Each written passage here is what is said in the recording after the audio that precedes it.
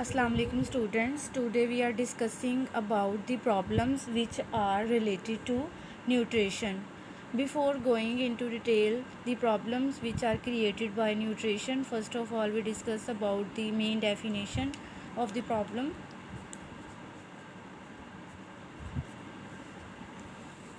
In problems which are created by nutrition, we use a single word which is known as malnutrition. Malnutrition is defined as all the diseases that are produced by nutrition. Diseases which is produced by nutrition is known as malnutrition.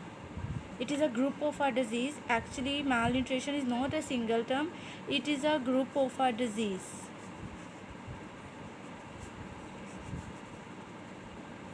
Malnutrition is divided into two basic types. Malnutrition is divided into two basic types. One is known as undernutrition and second type is known as overnutrition. From their name it is indicated that undernutrition is that nutrition where there is a deficiency of a nutrition, or overnutrition is defined as that condition in which we take excess amount of our nutrients. यानी कि under nutrition में जो हमारी body को nutrients require हैं उनसे हम कम intake करते हैं, और ओवर न्यूट्रिशन में जो है वो उससे ज़्यादा कर लेते हैं. We can write it in under nutrition there is inadequate consumption. Proper amount में जो है उससे कम जो है वो हमारी बॉडी को रिक्वायर होती है. Poor absorption may be due to some disease the food is not properly absorbed, or on the other hand third case in which undernutrition is caused excessive loss of third case is in which there is a excessive loss of nutrients. In this case the nutrients are lost by any disease, such as in the case of vomiting or maybe loose motion. The nutrients are released from the body. As a result there is a deficiency of a nutrient.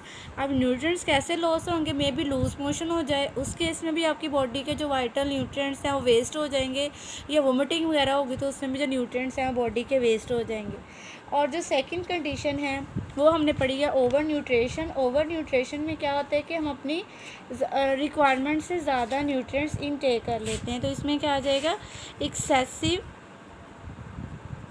Intake of nutrients. As a result वो जो nutrients होंगे वो हमारी body के अंदर जो है वो एक्यूमुलेट कर जाएंगे.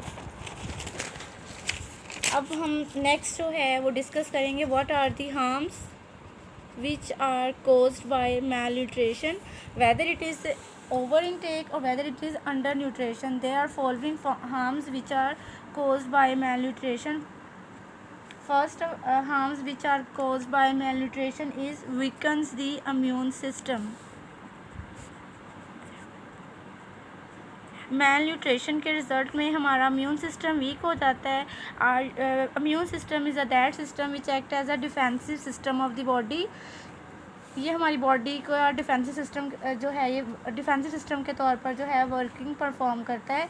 Another affect which is caused by mail nutrition is impairs physical and mental health.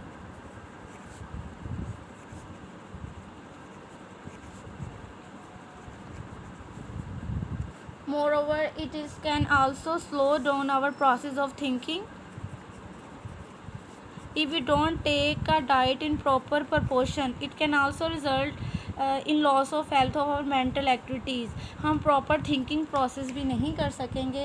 Moreover, it also result in stunt growth. जिस इंडिविजुअल भी प्रॉपर डाइट नहीं ले रहा उसकी ग्रोथ जो है वो रुक जाएगी. These are the few effects which are caused by malnutrition. Now we discuss the major forms of malnutrition. The first form of malnutrition is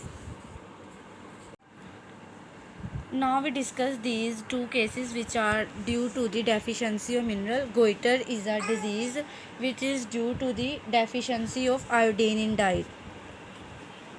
this disease is cause due to the deficiency of iodine in diet. जो हम diet खाएंगे उसके अंदर iodine नहीं होगा proper amount में, तो हमें कौन सी डिज़ीज़ हो जाएगी? गोइटर की डिज़ीज़ हो जाएगी. एक्चुअली होता क्या है कि हमारे जो है वो नेक के रीजन में एक ग्लैंड्स होता है, उस ग्लैंड को हम बोलते हैं thyroid gland. Thyroid gland produce a hormone which is known as thyroxine. Thyroid gland can only functioning if iodine is available to it. अब थायराइड ग्लैंड तभी काम करेगा और उसको आयोडीन मिलेगी. If iodine is not available then thyroid gland can not perform is function. As a result thyroxine is not produce. If there is a deficiency of a thyroid gland, if there is a deficiency of iodine, it can result in the enlargement of thyroid gland. अगर जो है वो iodine नहीं मिलेगी तो thyroid gland जो है उसके अंदर स्वेलिंग हो जाएगी. Enlargement of a thyroid gland which is known as goitre. इस कंडीशन को जो है वो हम गोइटर बोलते हैं. क्या कि गोइटर किस वजह से हो रहा है? आयोडीन की डेफिशिएंसी की वजह से. एक्चुअली ये कैसे फंक्शन परफॉर्म होता है कि हमारे नेक के रीजन में एक थायराइड ग्लैंड होता है. थायराइड ग्लैंड जो है वो नॉर्मल कंडीशन में आयोडीन की प्रेजेंस में थायरोक्सिन हार्मोन बनाता है, और अगर आयोडीन प्रॉपर अमाउंट में नहीं होगा थायराइड ग्लैंड अपनी नॉर्मल फंक्शनिंग परफॉर्म नहीं करेगा. एट द एंड क्या होगा? थायराइड ग्लैंड के अंदर इनलार्जमेंट हो जाएगी और इस कंडीशन को जो है वो हम गोइटर बोलेंगे. Now we discuss second type which is known as anaemia. Anemia, it is a blood disease which is also due to a mineral deficiency. It is a blood disease which is due to a mineral deficiency, that is iron. ये iron की deficiency की वजह से produce होता है. अब होता क्या है कि इसमें हमारे जो है वो ब्लड के अंदर ब्लड के अंदर डिफरेंट जो है वो red blood cells, white blood cells, different type से सेल्स होते हैं. In our blood there is a red blood cell. Red blood cell have a protein which is known as hemoglobin.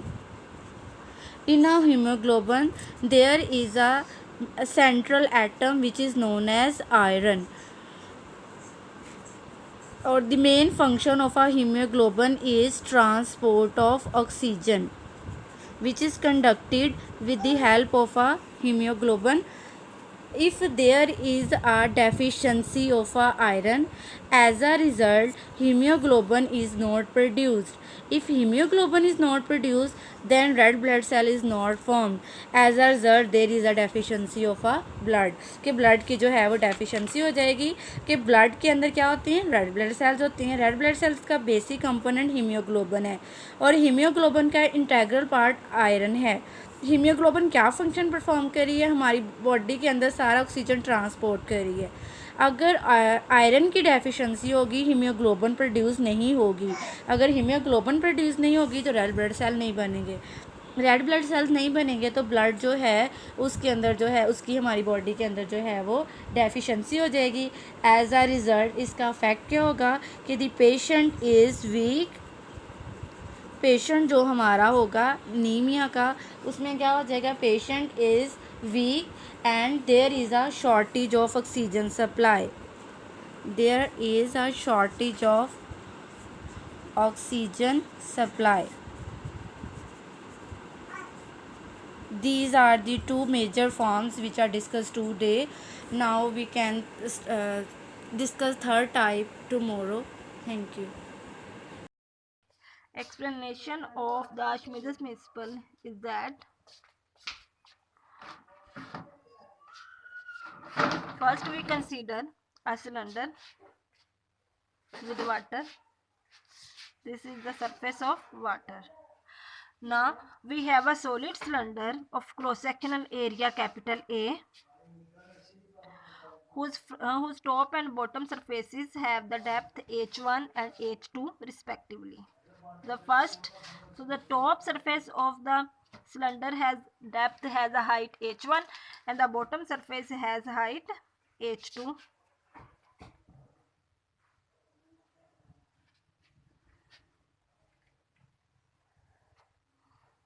H2.